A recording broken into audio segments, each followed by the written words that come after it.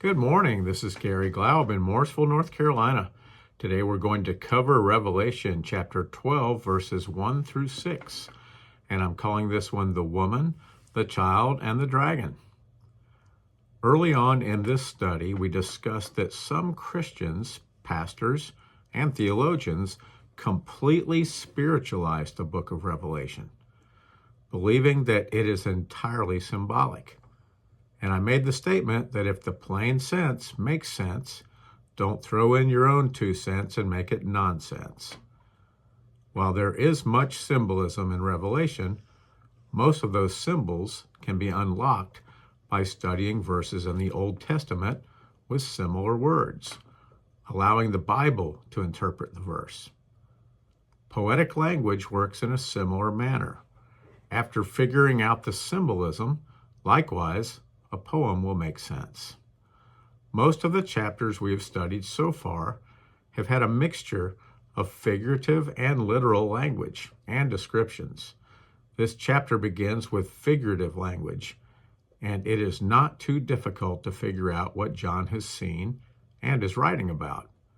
So let's read our passage today, Revelation 12, verses 1 through 6, and it says this: "Now a great sign appeared in heaven, a woman clothed with the sun, with the moon under her feet, and on her head a garland of 12 stars.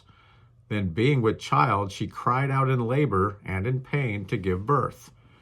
And another sign appeared in heaven.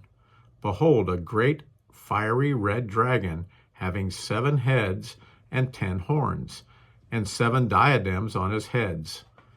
His tail drew 1/3 of the stars of heaven and threw them to the earth. And the dragon stood before the woman who was ready to give birth, to devour her child as soon as it was born. She bore a male child who was to rule all nations with a rod of iron, and her child was caught up to God and his throne. Then the woman fled into the wilderness, where she has a place prepared by God, that they should feed her there 1,260 days." This passage begins with a great sign in heaven, and that sign involves the following: a woman clothed with the sun, the moon is under her feet. On her head, she wears a garland that contains 12 stars. She is with child, pregnant. She cries out during labor and in pain before giving birth. There's a second sign in heaven. This one is a great fiery red dragon. He has 7 heads, 10 horns, and 7 diadems on his heads. He has a tail that drew 1/3 of the stars in heaven and threw those stars to earth. The dragon stood before the woman who was ready to give birth.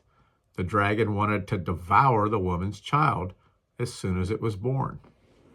And back to the woman. She had a male child who was to rule. In fact, he was to rule all nations with a rod of iron. Her child was caught up to God in heaven and to God's throne.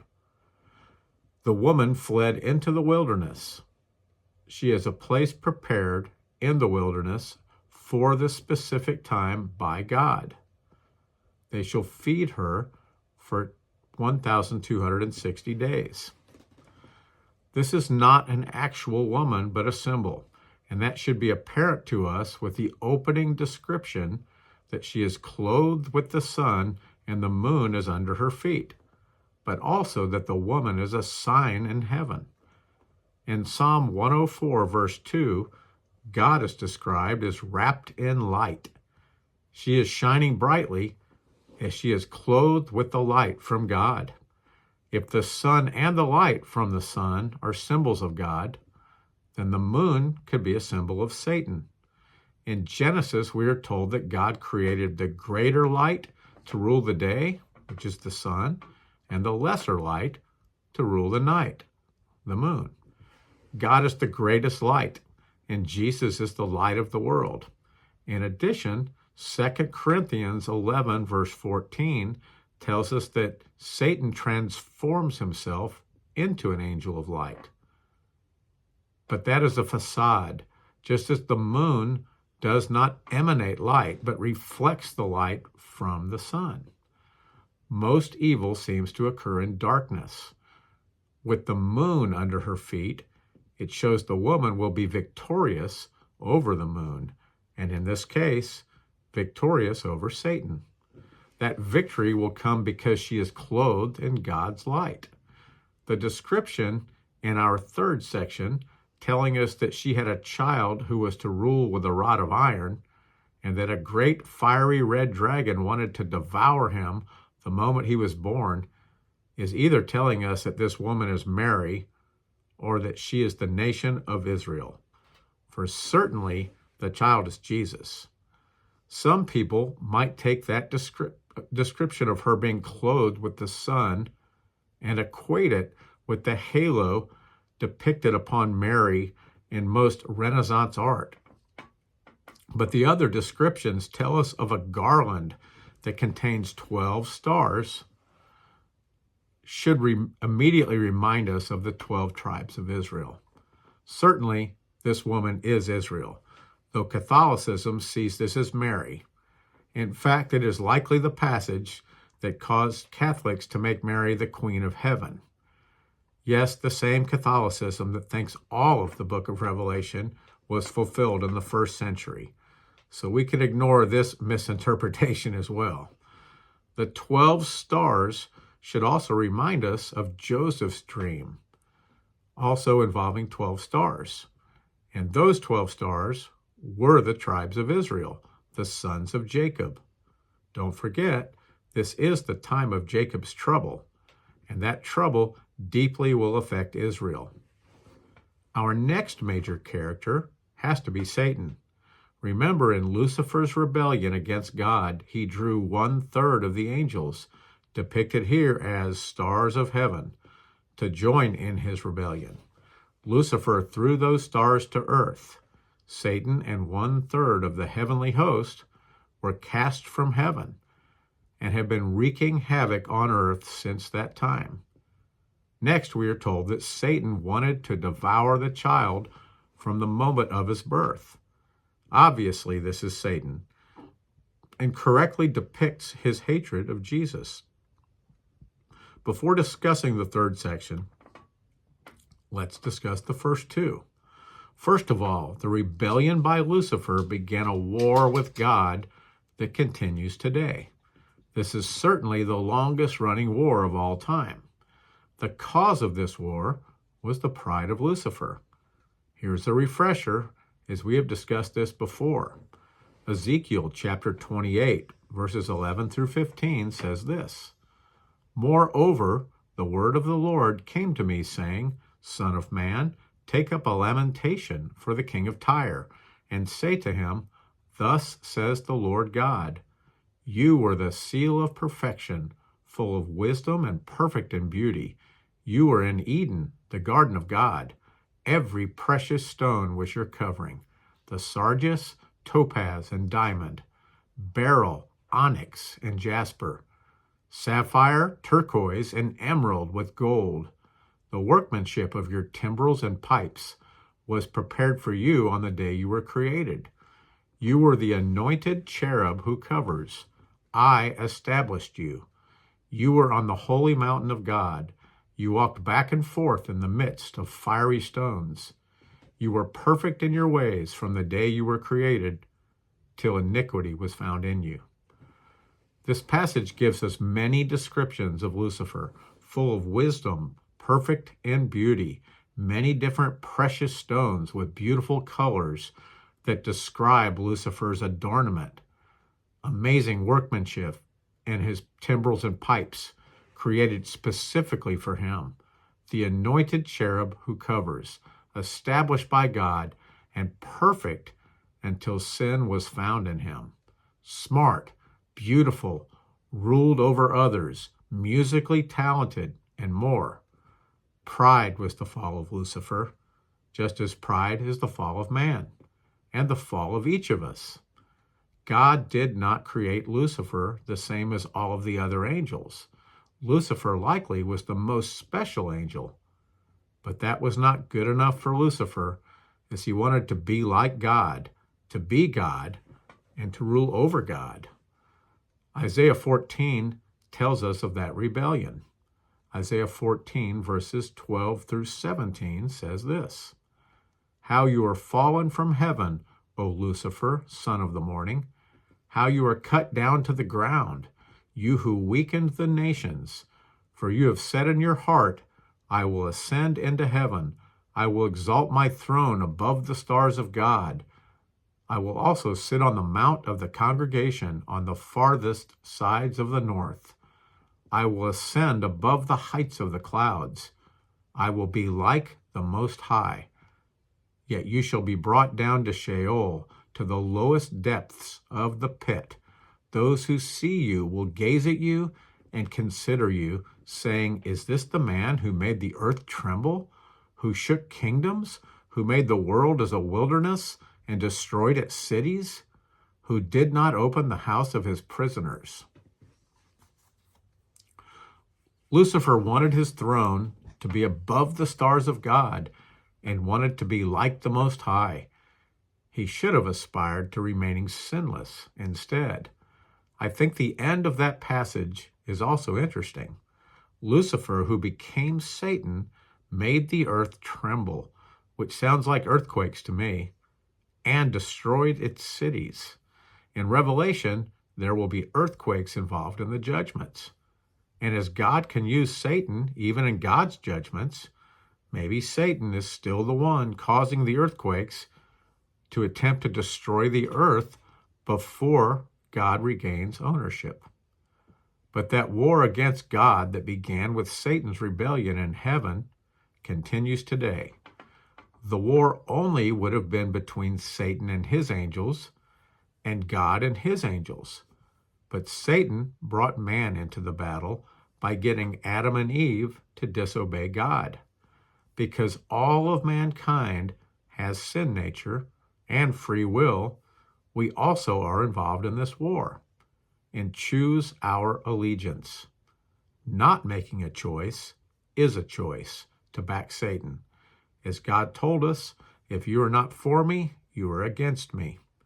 In the midst, at the birth of Christ, Satan made everything as difficult as he could, and then influenced Herod to kill all boy children under 2 years old in that region. God saw this coming, though, and spoke to Joseph in a dream, telling him to flee with his family to Egypt. At one time, Israel as a nation chose to be on God's side, and God even sent his son to the nation of Israel to save its people. But Israel ignored the Messiah who came to save them, and God's offer of salvation went to the rest of the world. But as stated earlier, God's focus is on Israel in the tribulation once again. In today's passage, we also see a reference to 1,260 days that the woman will spend in the wilderness. 1,260 days should trigger our memories.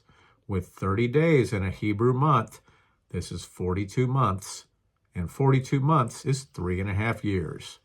This is pointing to what will happen in the Great Tribulation for the nation of Israel.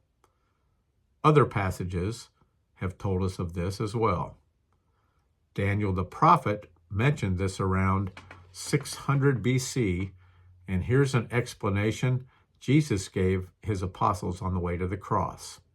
Matthew 24, verses 15 through 22 says this: "Therefore, when you see the abomination of desolation spoken of by Daniel the prophet standing in the holy place, whoever reads, let him understand.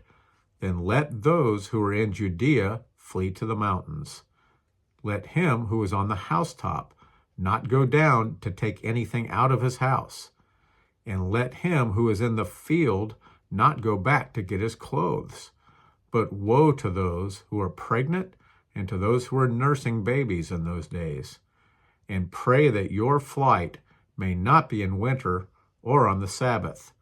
For then there will be great tribulation, such as has not been since the beginning of the world until this time.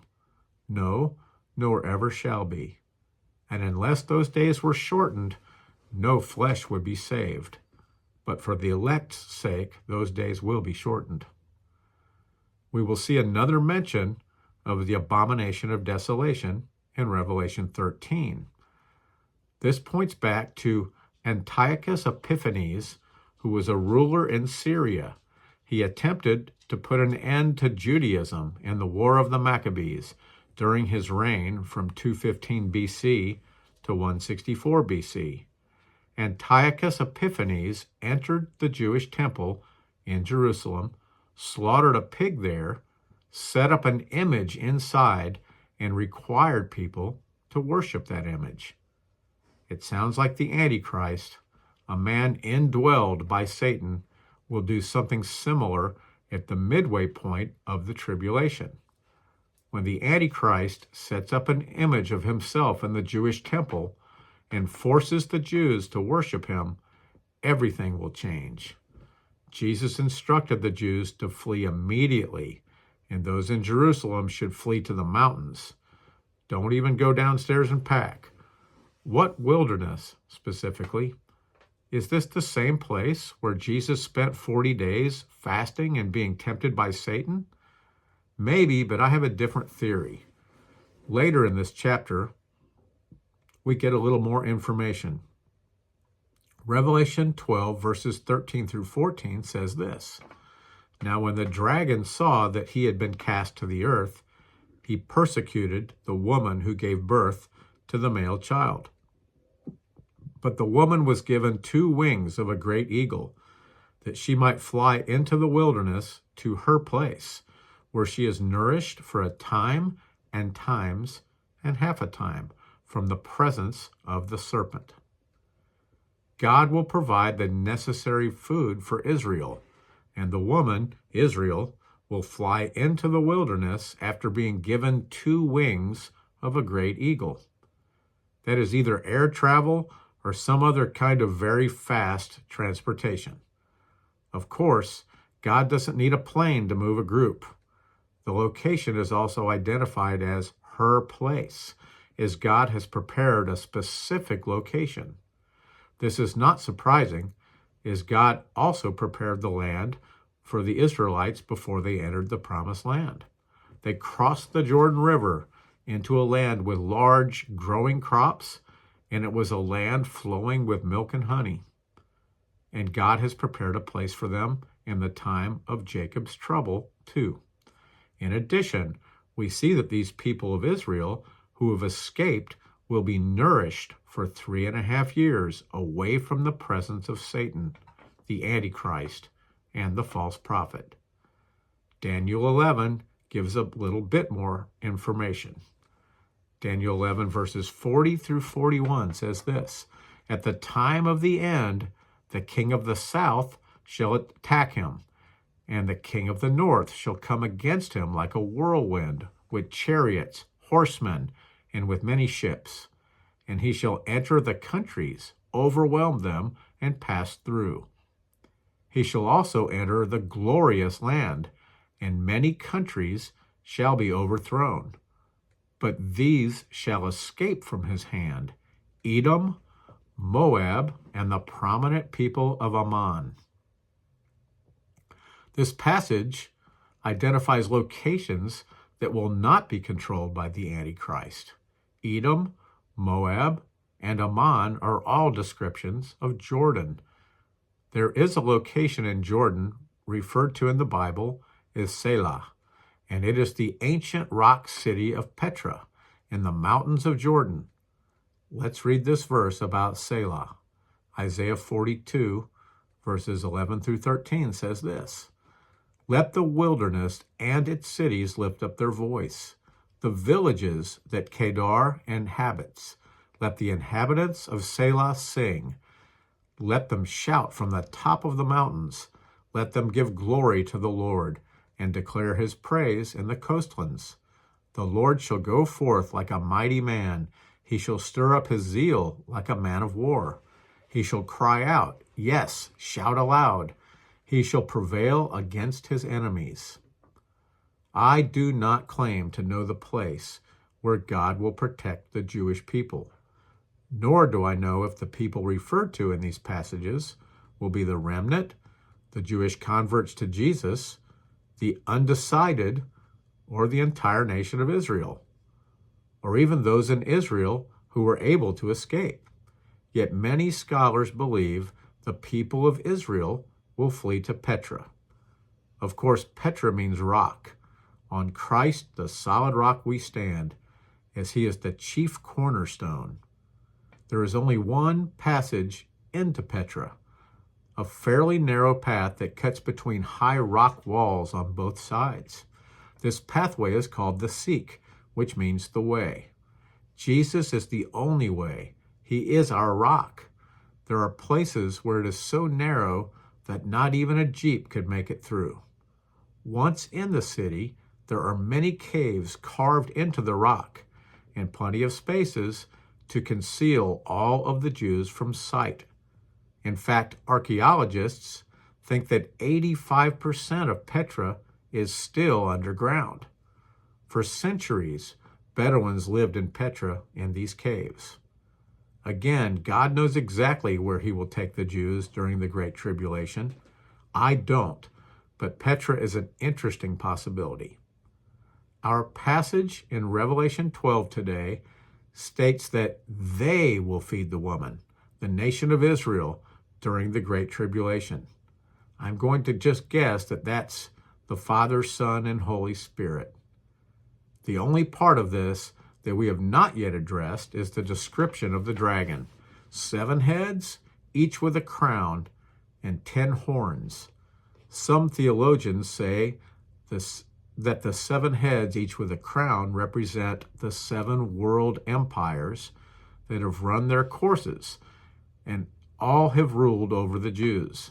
Egypt, Assyria, Babylon, Medo-Persia, Greece, Rome, and the Antichrist world empire to come. Others point to 7 continents and designate that the rule of the Antichrist will encompass the world. It easily could be both.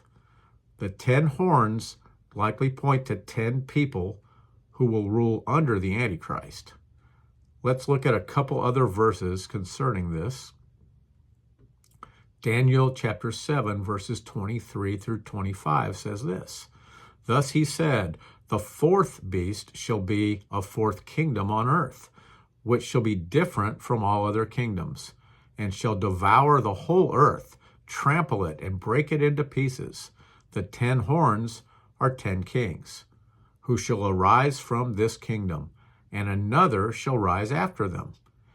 He shall be different from the first ones, and shall subdue 3 kings. He shall speak pompous words against the Most High, shall persecute the saints of the Most High, and shall intend to change times and law. Then the saints shall be given into his hand for a time, and times, and half a time. The phrase in the last verse that says a time, times, and half a time, pointing to 3.5 years, ensures that we understand that this also refers to the Great Tribulation.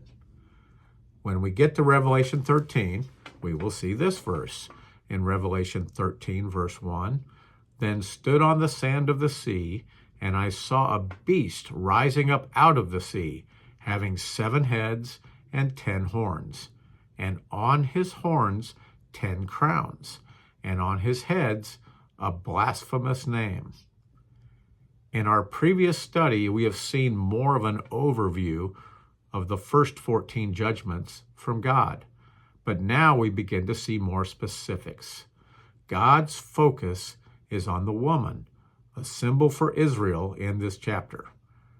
That is another clue into the probability that the church is in heaven, is when God says that he never will leave us nor forsake us, then would he ignore believers who are not Jewish?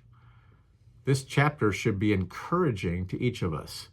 Even in the darkest times, God is there for us. The Antichrist will be indwelled by Satan, and that means Satan will be openly ruling the earth.